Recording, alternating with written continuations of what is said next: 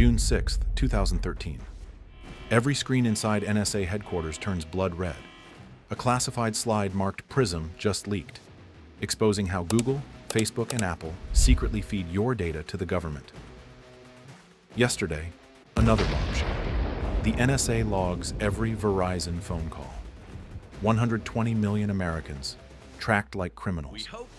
The world's most powerful spy agency, $10 billion budget and 30,000 employees, just got exposed by one person. A 29-year-old that forced the United States government to admit it lied to 300 million Americans. 7 years later, a federal court declared the NSA's entire operation illegal. The judge's verdict: intelligence chiefs were not telling the truth. But how did a junior IT guy access the crown jewels of American intelligence? Why did he risk his life, his freedom, everything to tell you the truth? The answer starts 3 months earlier, in a windowless room where something impossible was about to happen. Spring 2013, Oahu, Hawaii. Paradise, right? Palm trees swaying, tourists sipping Mai Tais, perfect 78-degree weather. But inside a concrete NSA facility, Ed Snowden sits in artificial light, downloading the unthinkable. He's supposed to be nobody special, just another IT contractor for Booz Allen Hamilton, one face among thousands with a security badge. At 29, he looks younger, almost forgettable, the kind of guy you'd pass in the hallway without a second glance. That's exactly why nobody noticed what he was doing. Every morning, Snowden badges into his windowless office, types his password, and watches the digital lives of millions flow across his screen. Not just metadata, not just phone numbers, actual emails, real conversations, your Amazon purchases, your Google searches at 2 a.m. That embarrassing medical question you typed and deleted. It's all there. He discovers PowerPoint slides so classified that most of Congress doesn't know they exist. One slide, titled PRISM, lists every tech giant you trust as a data provider. Another diagram labeled Upstream shows the NSA literally cutting into undersea internet cables, copying everything that flows through them.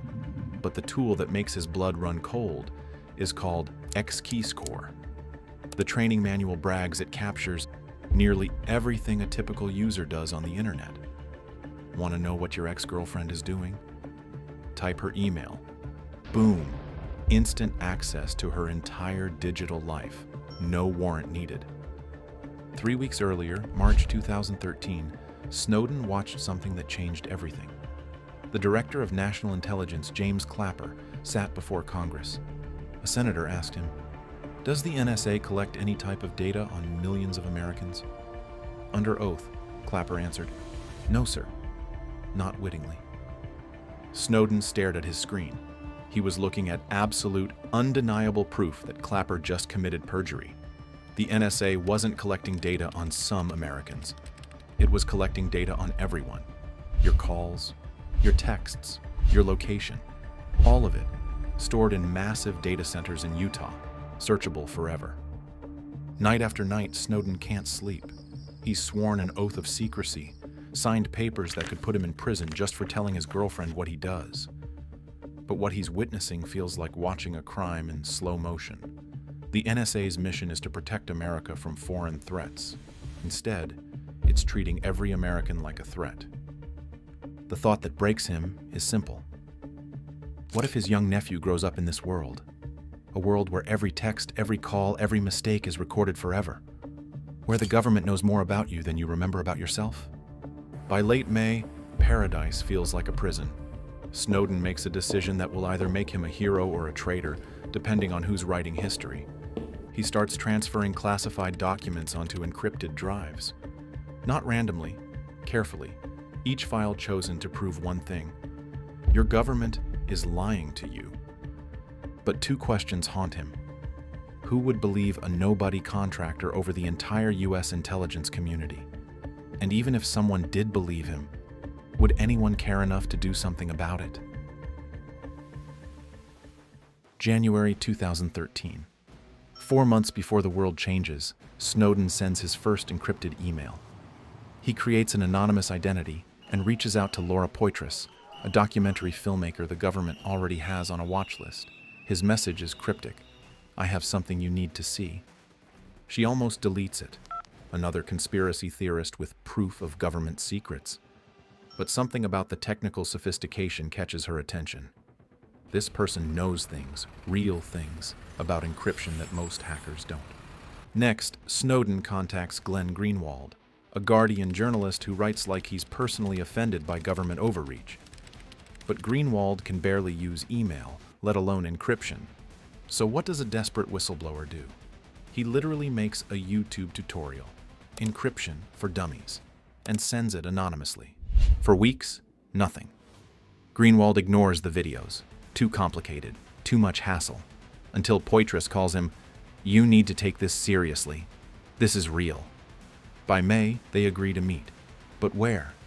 Snowden chooses Hong Kong, a legal twilight zone between China and the West. He tells his girlfriend he's going on a business trip, kisses her goodbye, knows he'll probably never see her again. On May 20th, 2013, Snowden boards a flight with 4 laptops and one ridiculous prop, a Rubik's Cube. He'd told Greenwald, "You'll recognize me. I'll be the one holding a Rubik's Cube." Like something out of a Cold War novel. On June 3rd, at the Mira Hotel lobby, Greenwald spots a kid because that's what Snowden looks like, a kid fiddling with the cube. This can't be him, Greenwald thinks. I was expecting someone who looks like they've seen some shit. This guy looks like he fixes printers. But in room 1014, that printer-fixing kid opens his laptop and shows them the impossible. A secret court order from April 2013. Verizon must hand over all phone records to the NSA. Not some, all. Every call you've made since 2006, stored in a searchable database. Greenwald's hands shake as he reads it. This is it. Proof the government is spying on everyone. The next one, the PRISM slides. Google, Facebook, Microsoft, Apple, every company that swears your data is private. All of them are feeding information directly to the NSA. That private Facebook message to your ex? The NSA has it. That deleted Gmail draft where you vented about your boss? They have that too. Then Snowden shows them upstream. "This is where it gets scary," he says, pulling up a diagram. The NSA has physically tapped into the fiber optic cables that carry the internet. Every email that crosses the Atlantic. Every Skype call that bounces off a satellite. They're copying all of it, storing it, searching it later. But X-Keyscore is the nightmare. One slide shows an NSA analyst's screen. They've typed in someone's email address. Instantly, the system pulls up everything. Emails, passwords, credit card numbers, nude photos, medical records. Any analyst can do this, Snowden explains. To anyone. No oversight, no warrant, just curiosity. The journalists work 18-hour days, verifying documents, writing stories that will detonate like bombs. Snowden barely sleeps. He knows the NSA's hunters are already mobilizing. Every day he's free is borrowed time. After 5 days, the first story is ready. Greenwald's finger hovers over send. Once this publishes, there's no going back. The most powerful intelligence agency in history will know they've been exposed. They'll come for Snowden with everything they have. "Do it," Snowden says. "Click." In 12 hours, the world will wake up to proof that George Orwell was an optimist. But will anyone even care? And when the NSA realizes what happened, how long before they find the source? June 5th, 2013, 6 p.m. Eastern. The Guardian's website crashes from traffic. The headline, "NSA collecting phone records of millions of Verizon customers daily." Within minutes, every major news network breaks into regular programming. CNN, Fox, MSNBC, all showing the same classified document, all asking the same question, is this even legal? June 6th, the PRISM story drops like a nuclear bomb. The Washington Post and Guardian publish simultaneously. Those familiar logos, Google's Rainbow G, Facebook's Blue F, Apple's Bitten Apple, arranged under top secret stamps. The companies you trust with everything are partners in mass surveillance. Mark Zuckerberg releases a statement. "We've never heard of PRISM, The leaked documents say otherwise. Someone is lying, and everyone knows it isn't Snowden. James Clapper. Remember him? The guy who lied to Congress? Goes on TV looking like he hasn't slept in days. He calls the leaks extremely damaging to national security.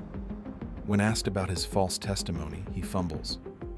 I responded in what I thought was the most truthful, or least untruthful manner.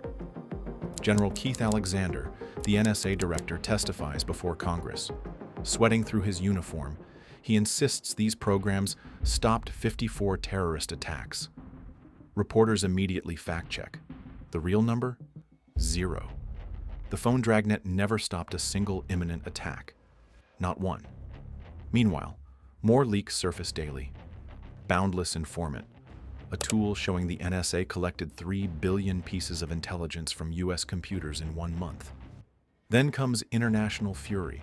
German Chancellor Angela Merkel discovers the NSA tapped her personal cell phone.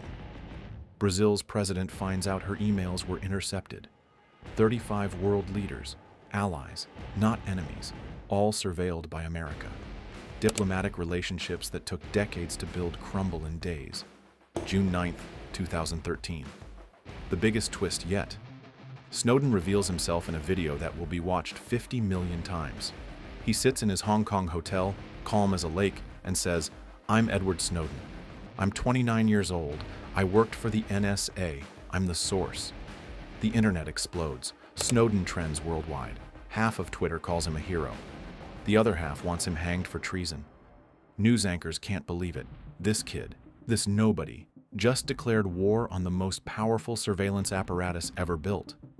Within hours, the US charges him under the Espionage Act, the same law used to prosecute spies in World War I. The charges: theft of government property, unauthorized communication of defense information, willful communication of classified intelligence. The sentence? Death. In Hong Kong, Snowden's hotel is surrounded. Journalists, tourists with cameras, and almost certainly intelligence agents. He checks out on June 10th, disappears into a safe house. The US pressures Hong Kong. Arrest him. Now. Hong Kong stalls, claims paperwork issues. Behind closed doors, China is making calculations. What's more valuable, one whistleblower or embarrassing America? But time's running out. Every hour Snowden stays free makes the US look weaker. The world's watching a real-time chase between David and Goliath. But Goliath has drones, satellites, and infinite resources. How long can one man with a laptop stay ahead of that? And where in the world can you hide from a government that sees everything? June 23, 2013, 5 a.m. Hong Kong International Airport. Among hundreds of passengers boarding Aeroflot Flight SU-213 to Moscow, one carries no luggage except fear. Edward Snowden, holding a passport that won't be valid in 3 hours, walks past security cameras that definitely recognize his face. The US State Department is screaming at Hong Kong authorities, "Stop that plane." Hong Kong officials respond, "What plane? We have paperwork problems." Translation: China just gave America the middle finger. The plane takes off. Snowden is airborne, technically nowhere, belonging to no country, exactly where he needs to be. The plan, crafted by WikiLeaks' legal team, is brilliant in its simplicity. Fly to Moscow. Don't enter Russia. Stay in international transit. Catch a connecting flight to Ecuador, maybe Iceland, somewhere without an extradition treaty. But this plan assumes one thing, that the US government will play by the rules, which is a stupid assumption. At Sheremetyevo Airport, Moscow, the moment Snowden lands, the US cancels his passport. Not suspended, canceled. He's now legally stateless, a person who doesn't exist. He can't enter Russia, no passport. Can't leave, no passport. Can't even buy food, credit cards frozen. For 40 days, Snowden lives in an airport, sleeps in chairs designed to prevent sleeping, eats vending machine food, wears the same clothes for a week. Russian kids take selfies with that spy guy. Meanwhile, the world's only superpower is pulling every string, threatening every ally, burning diplomatic bridges just to grab one man. On July 2nd, 2013, the most insane thing happens. Bolivia's presidential plane, carrying President Evo Morales, gets forced down in Vienna. Why? Someone spread a rumor Snowden might be on board. France, Spain, Italy, and Portugal suddenly closed their airspace to a presidential aircraft. That's like forcing Air Force One to land because you think someone suspicious is aboard. It's unprecedented. It's arguably illegal. But it happened. Austrian officials board the plane. Search it like common criminals looking for drugs. No Snowden. Just a humiliated president of a sovereign nation. Morales later says, "This was kidnapping. If they did this to me, imagine what they'll do to him." On August 1st, 2013 happens the plot twist nobody saw coming. Russia grants Snowden temporary asylum. Not because Putin loves whistleblowers. He definitely doesn't. But because embarrassing America is worth more than American friendship. Snowden finally walks out of the airport wearing the same t-shirt he wore 40 days ago, into a country he never planned to live in. President Obama cancels a summit with Putin. The US media goes ballistic. He's a Russian spy now. Except he's not. He's just a guy who ran out of airports. Russia isn't his choice. It's his only option. The alternative is a black site prison or worse. But here's the cost. Snowden will never see his family again, never return to his country, never have a normal life. He traded everything for one thing: the truth. Was it worth it? And more importantly, what happens when the world's most powerful intelligence agency decides to make an example of someone? The aftermath splits into two realities. In one, Snowden is a traitor who helped terrorists and betrayed his country. In the other, he's the Paul Revere of the digital age, warning that the surveillance state is already here. Both realities exist simultaneously, depending on which news channel you watch. But facts don't care about opinions. Within 6 months of Snowden's revelations, measurable changes happen. Tech companies, terrified of losing customers, implement end-to-end encryption. WhatsApp, used by 2 billion people, makes every message unreadable to anyone except sender and receiver. Apple designs iPhones that even Apple can't unlock. The NSA's own leaks just made surveillance infinitely harder. President Obama, who once promised the most transparent administration in history, is forced to admit there's a problem. January 2014, he gives a speech that sounds like Snowden wrote it. Just because we can do something doesn't mean we should. He announces reforms, creates oversight boards, pretends this was the plan all along. The real victory comes June 2015. Congress passes the USA Freedom Act, ending the NSA's bulk phone collection program. International effects ripple outward. Brazil builds its own internet infrastructure to avoid US spying. Europe passes privacy laws with teeth, billion-dollar fines for violations. China and Russia use Snowden's revelations as propaganda. Tech companies play both sides. Publicly, they're outraged about NSA spying. Privately, they still comply with secret orders. Then comes vindication. September 2nd, 2020. The U.S. Court of Appeals for the Ninth Circuit rules the NSA's phone program was illegal. Always was. The judges go further. They say intelligence officials who defended it weren't telling the truth. Snowden tweets from Moscow, "I never imagined I'd live to see our courts condemn the NSA's activities as unlawful." The intelligence community's verdict is unanimous. Snowden is a traitor who damaged national security. Their evidence? Classified, of course. Trust us, they say. The same people who lied about WMDs in Iraq, who lied about torture, who lied about mass surveillance until Snowden proved they were lying. Today, Snowden lives somewhere in Moscow, has a Russian wife, a child, Russian citizenship he never wanted. He appears via encrypted video link at conferences, still charges no speaking fees, still believes he did the right thing, still can't come home without facing life in prison. The question that matters isn't whether Snowden is hero or traitor. The question is, do you have less privacy or more because of what he did? Speaking of unforgettable revelations, if you think the NSA story is wild, wait until you hear about the mysterious hackers who turned the agency's own weapons against the world. Unlike other whistleblowers, they stayed completely anonymous.